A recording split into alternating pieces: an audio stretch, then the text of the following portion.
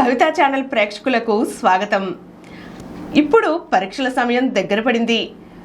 పిల్లల్లో చాలామందికి ఎగ్జామ్స్ అంటేనే చాలా భయం. మరి దీంతో ఫోకస్ కూడా తగ్గుతుంది.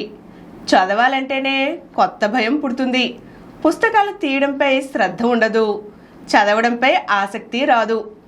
ఇలా పిల్లలకు చదువులపై ఫోకస్ తగ్గడానికి కారణాలేమిటో మనం ప్రముఖ సైకాలజిస్ట్ రమాదేవి గారిని అడిగి తెలుసుకుందాం. నమస్తే మేడం. నమస్తే అండి. మేడం, పిల్లల్లో ఎగ్జామ్స్ అంటే భయం అన్నది మామూలే.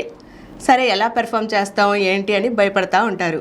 అయితే ఈ ఎగ్జామ్స్కు ముందు ఓ 2 నెలల కాలం నుంచి టీచర్స్, ఇంట్లో పేరెంట్స్ కూడా ప్రత్యేక శ్రద్ధ తీసుకొని టైం టేబుల్స్ వేసి మరీ కూర్చోబెట్టి చదివిస్తున్నా సరే ఫోకస్ పోయింది, మేము అంతగా దృష్టి పెట్టలేకపోతున్నాం, ఆసక్తి లేదు అని ఏదో రకంగా తమ మైండ్ డైవర్ట్ అయిపోయిందని పిల్లలు కంప్లైంట్ చేస్తూ ఉంటారు.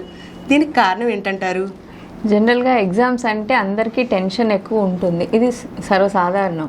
కాకపోతే ఇప్పుడు ఏంటంటే పిల్లల్లో టెన్షన్ పెరగడానికి కారణం ఒకటి సిలబస్ ఎక్కువ ఉంటుంది, తక్కువ టైం ఉంటుంది. ఇంకోటి పేరెంటల్ ప్రెషర్ ఉంటుంది, టీచర్స్ ఎక్స్పెక్టేషన్స్ ఉంటాయి, వీళ్ళ పీర్ ప్రెషర్ ఉంటుంది.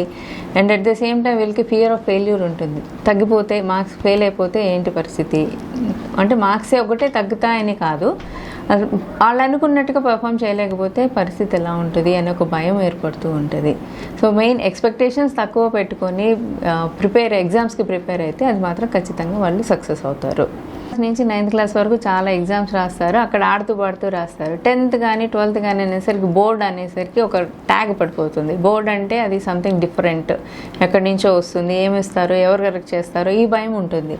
ఈ భయం ఉండటం వల్ల దాన్ని ఒక కొంచెం భూతద్దంలో చూసి దాన్ని ఒక భూతంలాగా చూస్తారు. దానివల్ల కొంత ఫియర్ అనేది ఏర్పడుతూ ఉంటుంది.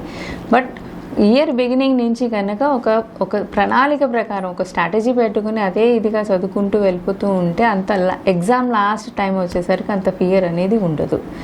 ఎందుకంటే ఇయర్ మొత్తంలో కూడా మెయిన్ ఏంటంటే ఫోకస్ చేస్తారు. టూ మచ్ ప్రెషర్ పెట్టేస్తారు పేరెంట్స్ కూడా. ఓకే, మీరు ఈ 10th క్లాస్ బోర్డ్ ఎగ్జామ్, నువ్వు ఇంత ఖాళీగా ఉన్నావేంటి, ఆడుకుంటున్నావేంటి, ఎందుకు ఇలా ఉంటున్నావు, టైం ఎందుకు వేస్ట్ చేస్తున్నావు అని చెప్పేసి ఎక్కువగా ప్రెషర్ అనేది తీసుకొస్తూ ఉండేసరికి బోర్డ్ ఎగ్జామ్ అంటే సంథింగ్ ఏదో ఆడ్ థింగ్ అన్నట్టుగా, ఏదో అది లేకపోతే ప్రాబ్లం అయిపోతుంది అన్నట్టుగా ఉంటారు.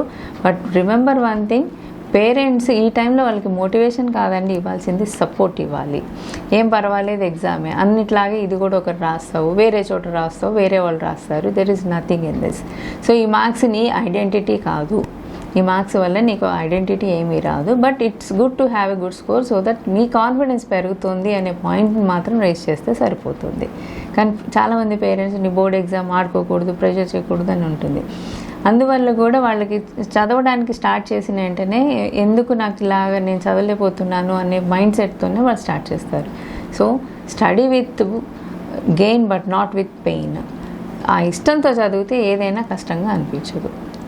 మేడం, అదే ఫైనల్ ఎగ్జామ్స్ అంటే మొత్తం టోటల్ సిలబస్ మీద ఉంటుంది కాబట్టి మేము ఏది ప్రిపేర్ అవ్వాలి, ఏది వదిలేస్తే పర్వాలేదు, ఇలాగ చాలా స్ట్రాటజీస్ చేసుకుంటూ ఉంటారు వాళ్ళకి వాళ్ళు కూడా. అయితే ఇంత స్ట్రాటజీస్ చేసుకున్నప్పటికీ ఈ ఫైనల్ ఎగ్జామ్స్ వచ్చేసరికి ఆ టైం టేబుల్ని దాన్ని సరిగా ఫాలో అవ్వలేకపోతారు. దీనికి మీరు ఏమైనా చిట్కాలు కొంచెం చెప్పండి. మెయిన్ ఏంటంటే వాళ్ళ కాగ్నిటివ్ ఎనర్జీ తగ్గిపోతుంది. మెయిన్ కాగ్నిటివ్ ఎనర్జీ అంటే వాళ్ళలో అటెన్షన్, ఫోకస్, డెసిషన్ మేకింగ్ ఇవన్నిటికీ కారణం అవుతుంది కాగ్నిటివ్ ఎనర్జీ.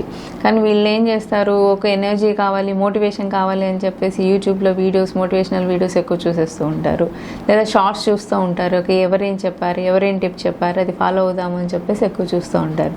సో దానివల్ల ఏంటంటే వాళ్ళ డోపమైన్ హిట్ ఎక్కువైపోతుంది. డోపమైన్ హిట్ ఎక్కువ అవటం వల్ల ఫోకస్ అనేది తగ్గుతూ ఉంటుంది.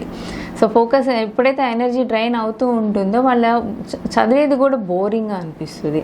అందువల్ల వాళ్ళు బుక్స్ తీయడానికి ఇంట్రెస్ట్ చూపించరు. సో నెక్స్ట్, వాళ్ళు సరైన ఆహారం తీసుకోరు. Poor feed to the brain. అంటే మన శరీరానికి ఎలాగైతే ఫుడ్ కావాలో బ్రెయిన్కి కూడా ఫుడ్ కావాలి. అంటే లైక్ ప్రోటీన్స్ కావాలి, విటమిన్స్, మినరల్స్, మెగ్నీషియమ్స్ అన్నీ కావాలి. సో వాళ్ళు సరిగా తినరు. బేసిక్గా ఎగ్జామ్ ఉంది అంటే ఆ ముందు రోజు నుంచి కూడా చాలామంది హడావిడి పడిపోతూ ఉంటారు. సరైన వాటర్ తీసుకోరు, ఫుడ్ తీసుకోరు, సరిగా నిద్ర కూడా పోరు. ఇవి రెండు చాలా ఇంపార్టెంట్. ఎగ్జామ్ ఉన్నా కానీ మీరు మంచి బ్యాలెన్స్డ్ డైట్ తీసుకోవాలి. Keep yourself hydrated. మీ బాడీలో వాటర్ శాతం తగ్గకూడదు. హైడ్రేషన్, బాడీ డీహైడ్రేట్ అయిందంటే బ్రెయిన్కి ఆక్సిజన్ సప్లై తగ్గుతుంది. దాంతో వాళ్ళకి మెమరైజ్ చేసుకోవడానికి కూడా ఎనర్జీ సరిపోదు. నెక్స్ట్ రియాక్షన్ మోడ్లోకి వెళ్ళిపోతూ ఉంటుంది. ఓకే, ఇది చేయగానే నేను చేయలేనేమో, నాకు రాదేమో, ఇలాంటి మోడ్లోకి వెళ్ళిపోతూ ఉన్నప్పుడు కూడా వాళ్ళు ఫోకస్ అనేది ఎక్కువగా చేయలేరు. సో ఫోకస్ అనేది ఒక న్యాచురల్ రిసోర్స్ కాదు, it's a trained skill. So ప్రతిరోజు ఒకటే మార్నింగ్ నుంచి లేవటం దగ్గర నుంచి రాత్రి పడుకునేట వరకు ఒక డిసిప్లిన్డ్గా, ఓకే నేను ఇది చేశాక ఇచ్చేయాలి, ఇది చేశాక ఇచ్చేయాలి అని ఒక స్కెడ్యూల్ ప్రిపేర్ చేసుకుని at the end of the day ఆ స్కేల్ ఎవ్రీడే చేసుకునే స్కెడ్యూల్లో ఎన్ని ప్రిపేర్ చేసుకున్నారో అన్నిటికీ టిక్ చేసుకుంటూ వెళ్తే నైట్ టైం మీకు ఒక హ్యాపీనెస్ అనేది వస్తుంది. అప్పుడు డోపమైన్ రిలీజ్ అవుతుంది. Okay, I achieved my goal for today అన్న ఇది వస్తుంది. దాంతో వాళ్ళు నెక్స్ట్ డే కూడా అదే ఎనర్జీతో స్టార్ట్ చేయగలుగుతారు. సో దానికి పేరెంటల్ సపోర్ట్ అనేది చాలా ఇంపార్టెంట్. ఏదైనా స్టెప్ బై స్టెప్ రావాలి, ఒక్కసారి అంటూ రాదు. అయినా కూడా చాలామంది మెమరీ టిప్స్ లాంటివి పాటించేద్దాం, ఎగ్జామ్స్ వరకు కొంచెం కంఠస్థ పెట్టి అక్కడి వరకు మొక్కుబడిగా వీటిని పెర్ఫామ్ చేసేద్దాం అనుకుంటా మెమరీ టిప్స్ చాలా చూస్తారు, వీడియోస్ చూసి ఆ మెమరీ టిప్స్ పాటించాలని చూస్తారు. దీని గురించి ఏం చెప్తారు మేడం? మెమరీ అనేది ఒక్కొక్కరికి ఒక్కొక్కలా ఉంటుందండి. మెమరీ కూడా దాన్ని ట్రైన్ చేసుకోవచ్చు. ఇప్పుడు మీరు ఒకలా గుర్తుపెట్టుకుంటే నేను ఒకలా గుర్తుపెట్టుకుంటా. సో నేను గుర్తుపెట్టుకున్న మెథడ్ మీకు టఫ్ అనిపించవచ్చు, మీకు పెట్టుకునేది నాకు టఫ్ అనిపించదు. సో ఎవరికి వాళ్ళు ఇండివిజువల్గా వాళ్ళు ఎలా చదివితే వాళ్ళకి గుర్తుంటుంది అనేది వాళ్ళే ఐడెంటిఫై చేయాలి. అంటే లైక్ చంకింగ్ మెథడ్స్ ఉంటాయి, బిట్ బై బిట్ రాసుకోవటం అనేది ఉంటుంది. కొంతమందికి విజువలైజేషన్ టెక్నిక్స్ ఉంటాయి. అంటే వాళ్ళు చదివేది ఒక విజువలైజ్ చేసుకుంటూ గుర్తుపెట్టుకుంటారు, లేదా ఒక స్టోరీకి రిలేట్ చేసుకుంటూ పెట్టుకుంటారు, ఓన్లీ కీ పాయింట్స్ రాసుకుంటూ కూడా గుర్తుపెట్టుకుంటూ ఉంటారు. అట్లాగా ఎవరు ఇండివిజువల్ వాళ్ళకి ఎలాగ గుర్తుంటుంది అనేది వాళ్ళ ఓన్ మెథడ్స్లో వాళ్ళు గుర్తుపెట్టుకుంటే సరిపోతుంది. అందరికీ అన్ని టిప్స్ వర్క్ చేయవు. సో ఎవరికి ఏది వర్క్ అవుతుందో అనేది అది చూసుకుంటూ ఉండాలి. ఫస్ట్ ఎప్పుడు కూడా స్టెప్ బై స్టెప్ వెళ్ళాలి, one thing at a day. అన్నీ ఒకేసారి చేసేద్దాము, అన్నీ ఇప్పుడు చదువుతూ ఉంటారు, చదువుతూ ఉన్నప్పుడు ఏమవుతుంది, ఓకే ఈ మధ్యలో ఎవరో ఫ్రెండ్ ఫోన్ చేస్తారు, ఆ క్వశ్చన్ చదివేవా అంటారు, సమ్ అదర్ సబ్జెక్ట్కి. ఓకే అది నేను చదవలేదు, వెంటనే వేరే బుక్స్ తీసుకుంటారు. సో వెంటనే వేరే బుక్స్ తీసుకుంటే అది చదువుతుంటే ఇంకోటి ఏదో గుర్తొచ్చింది, అది గుర్తులేదని చెప్పి వేరే సబ్జెక్ట్. అట్లాగే జంప్ అనేది చేయకూడదు. ఫస్ట్ థింగ్, ఒక సబ్జెక్ట్ చదువుతున్నా అంటే దానికి related books including rough book, eraser, tools అన్నీ ఇంక్లూడింగ్ వాటర్ అన్నీ అక్కడే ఉండాలి. ఆ చదివినంతసేపు అక్కడే కూర్చుని ఆ సబ్జెక్ట్కి సంబంధించిన వరకే మెటీరియల్ ఉండాలి, వేరే సబ్జెక్ట్కి అక్కడ ప్లేస్ ఇవ్వకూడదు. ప్లస్ పొమోడోరో టెక్నిక్ ఏంటి అంటే ఒక 25 మినిట్స్. ఇప్పుడు అటెన్షన్ స్పాన్ గోల్డ్ ఫిష్ కంటే కూడా తగ్గిపోయింది. ఒకప్పుడు గంట 2 గంటలు చదివే పిల్లలు ఇప్పుడు 10 నిమిషాలు కూడా ఫోకస్గా చదవలేకపోతున్నారు. సో ఇప్పుడు పొమోడోరో టెక్నిక్ ఏంటంటే ఒక 25 మినిట్స్ చదివి ఒక 5 minutes break.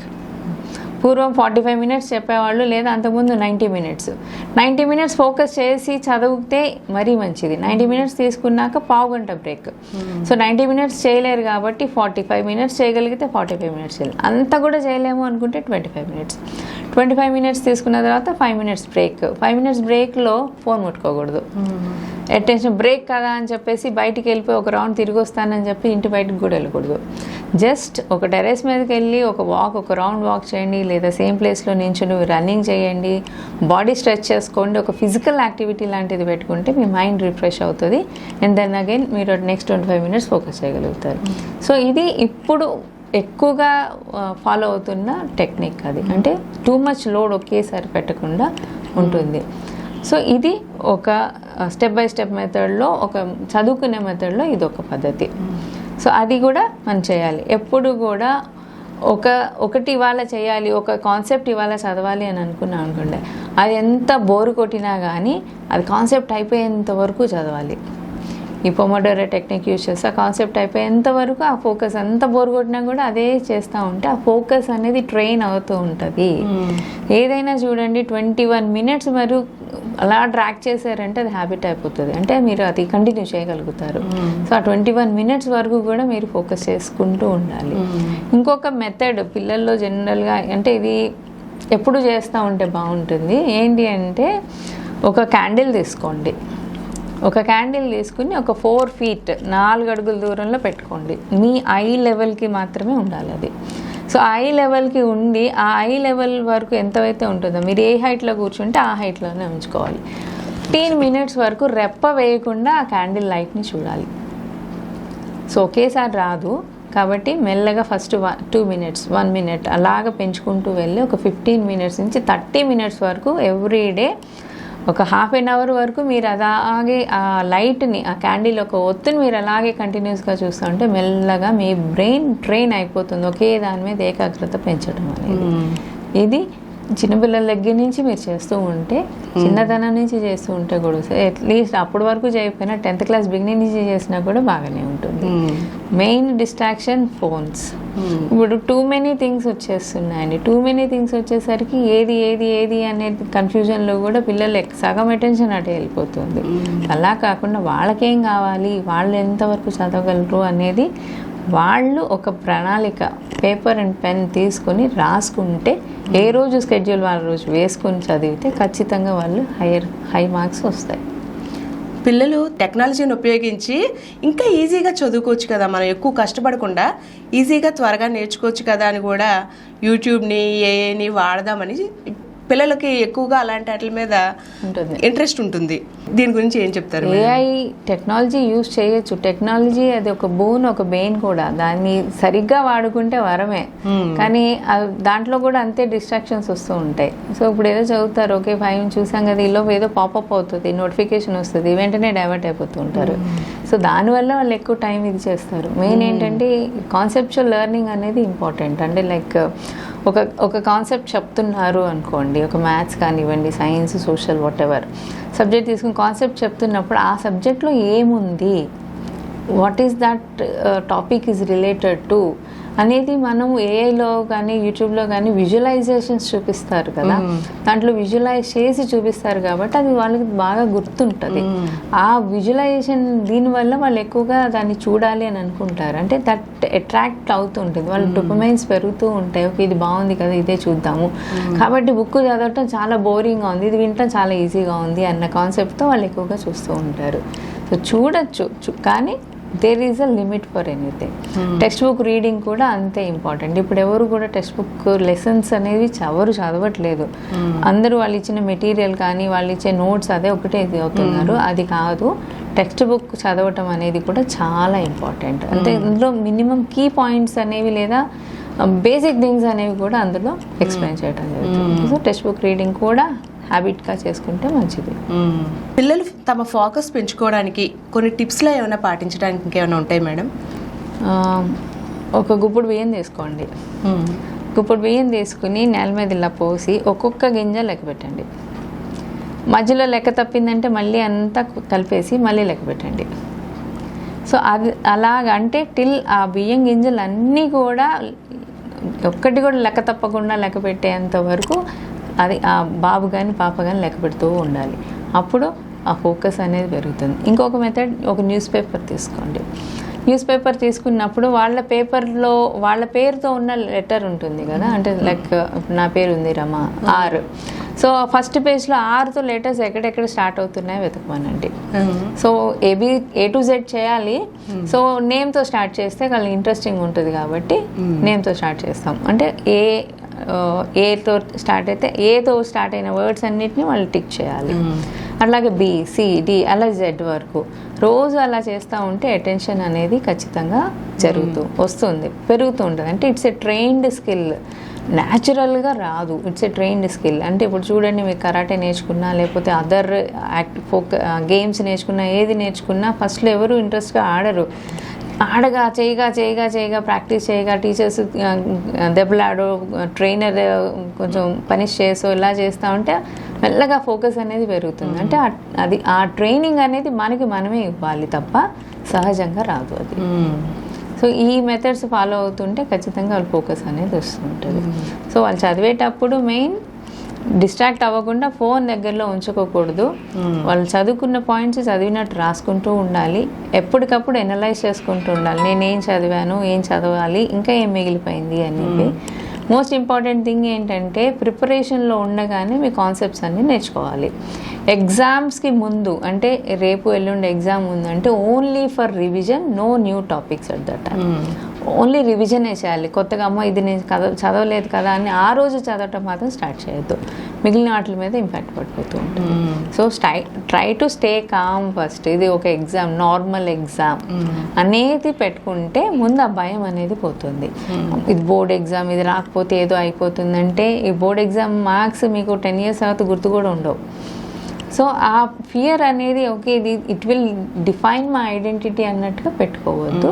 Marks are important but only to some extent. కానీ అవే మార్క్స్ మన జీవితం కాదు. సో మార్క్స్ తక్కువ వచ్చినా you will have life, marks రాకపోయినా you will have life. So don't worry about only on marks. Thank you madam. Thank you.